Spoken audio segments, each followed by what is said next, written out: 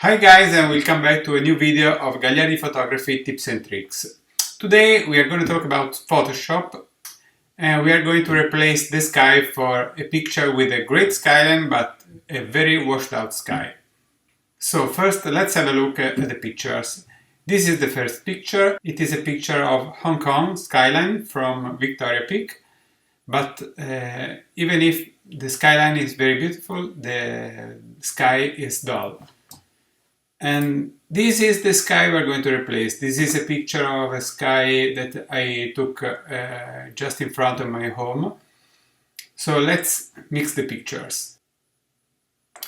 Okay, this is the original image. The sky is very small in respect of the other part of the picture.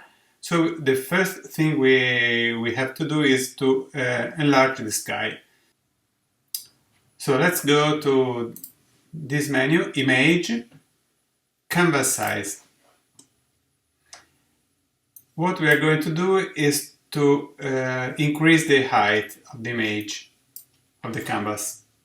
So for example here, let's put 5000, and we are going to tell the system that we need the sky just here in the upper part of the image. At first the sky is black, this part is black, so we're going with the rectangular marquee tool. We're going to select the sky, this part of the sky, and with the backspace, that's the content aware fill, let's press OK. We have to wait until the system recreates this part of the sky.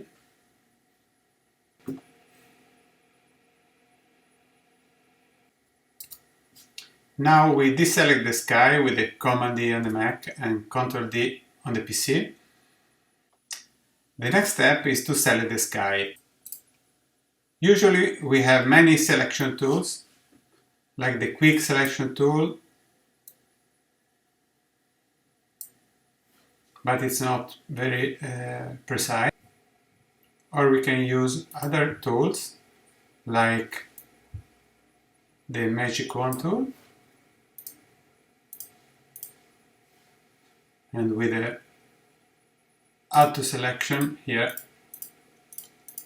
we can add multiple parts of the sky to the selection. But this is not so precise as the other tool. But in the last versions of Photoshop, we have a great tool here in the Select menu. And there is Select and then Sky.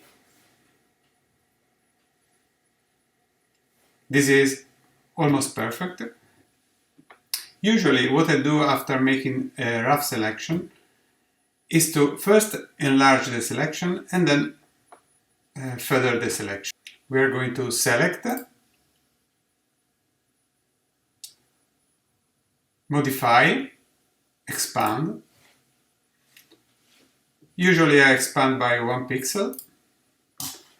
Then I go to select, modify, feather, and I use a feather radius of 2. And now the best part. We are going to our picture, the sky picture.